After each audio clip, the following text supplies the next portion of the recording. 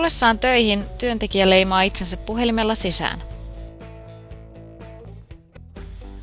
Palvelimelta tulee vastaus ja työntekijä voi aloittaa työnsä. Järjestelmä toimii reaaliajassa ja samalla hetkellä työnjohto voi toimistosta käsin seurata työn etenemistä. Järjestelmä tallentaa myös mahdolliset siirtymät työkohteesta toiseen. Siirtyessään toiseen kohteeseen työntekijä lopettaa työnsä kohteessa leimaamalla itsensä ulos.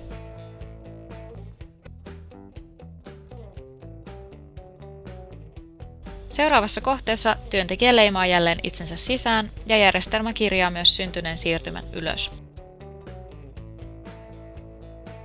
Järjestelmästä käsin voit tulostaa esimerkiksi bruttopalkkaraportin.